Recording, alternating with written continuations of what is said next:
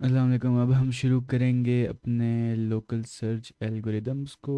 उसमें से सबसे पहला हमारा आता है हिल क्लाइंबिंग एल्गोरिदम। उसको हम किस तरह यूज़ कर सकते हैं अपने प्रॉब्लम्स को सॉल्व करने के लिए। अब ये बहुत सारी प्रॉब्लम्स में से एक प्रॉब्लम है जिसका नाम है ट्रैवलिंग सेल्समैन प्रॉब्लम। इसको हम सॉल्व करेंगे using our hill climbing techniques. इसको किस तरह हम सॉल्व कर सकते हैं हिल क्लाइंबिंग के थ्रू। अब ट्रैवलिंग सेल्समैन प्रॉब्लम पहले हमें पता चलनी चाहिए कि प्रॉब्लम होती क्या है। प्रॉब्लम यह है कि ये जो A B C D nodes हैं, हमने इन सब को टच करना है एटलीस्ट वंस। हमें कम से कम अपनी कॉस्ट इस्तेमाल करनी चाहिए। जिस तरह अगर मैं ए से पहले बी पे जाता हूँ, फिर सी पे जाता हूँ, फिर डी पे जाता हूँ, तो ये हमारी कॉस्ट लगती है 6 + 3 + 4, ये बनती है 13। तो इस तरह करके हमें सबसे कम से कम कॉस्ट चाहिए होती है। ये है हमारी प्रॉब्लम और इसको हम सॉल्व करेंगे using our hill climbing techniques. तो सबसे पहले आपने क्या करना होगा, आप एक स्टार्टिंग नोड ले लें। यानी कि आप फॉर एग्जांपल कहते हैं अगर मैं A B C D travel करता हूँ, यानी कि पहले ए से बी पे जाता हूँ, फिर बी से सी पे, फिर डी पे, मेरी स्टार्टिंग पॉइंट ये होगा कि मैं एक ये कॉम्बिनेशन यूज़ करूँ इन सारे सिटीज़ को टच करते हुए। तो इसकी अगर हमने अभी कॉस्ट देखी थी, हमारी कॉस्ट कितनी बन रही थी 13।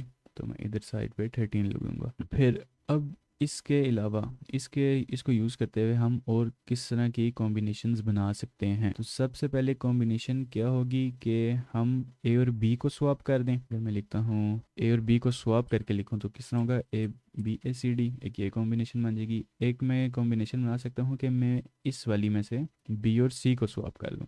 तो वो क्या बन जाएगा, इस तरह करके। फिर एक और कॉम्बिनेशन बन सकती है कि मैं सी और डी को स्वैप कर दूँ, तो ये किस तरह बन जाएगा, ए बी डी सी।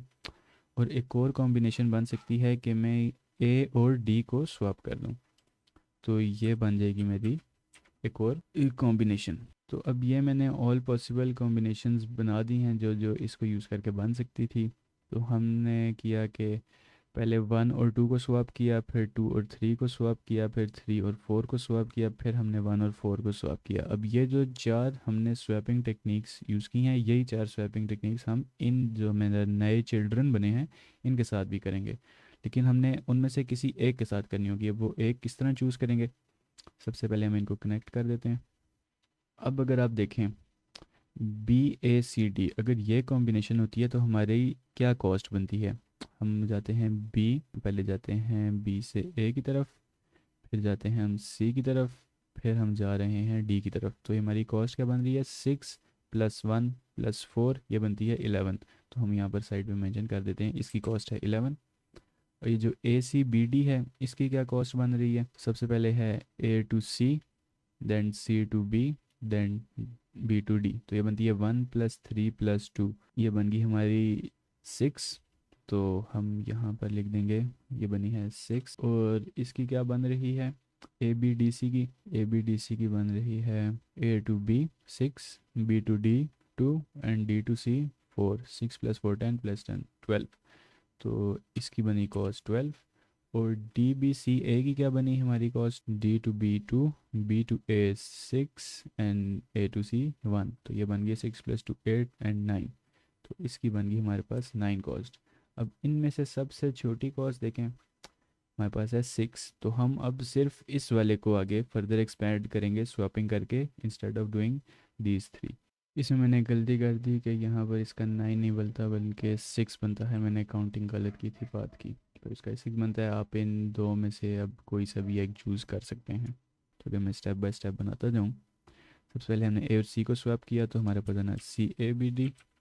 फिर हमने अगर सी और बी को स्वैप किया तो हमारे पास बन गया ए बी सी डी।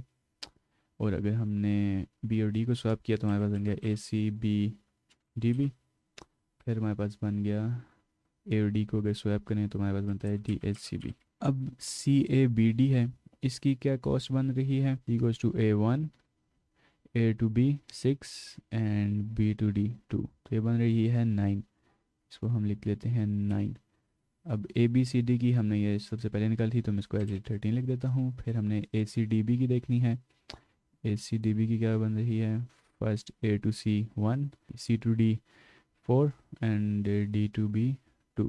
तो 1 + 4 + 2, ये बनती है हमारी 7। तो इसको हम कह देंगे 7। अब हमारी डी ए सी बी की देखनी है।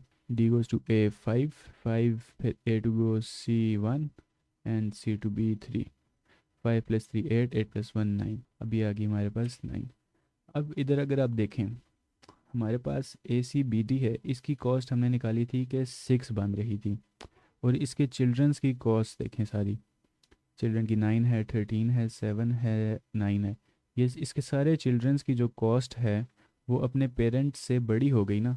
तो हम इस एल्गोरिदम को तभी रोकते हैं जब हमारे चिल्ड्रंस की कॉस्ट अपने पेरेंट्स से बड़ी हो जाए। जब पेरेंट्स से बड़ी हो जाएगी तो हम इनको फर्दर आगे एक्सपेंड नहीं करेंगे।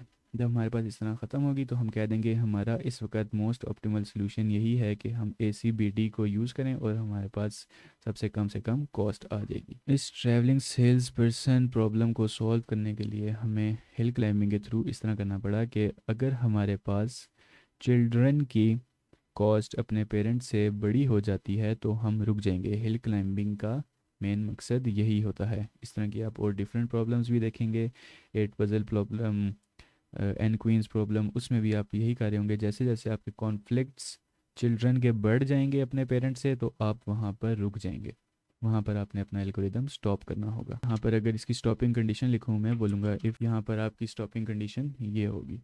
तो इस तरह करके आप अपना हिल क्लाइंबिंग सर्च यूज़ कर सकते हैं।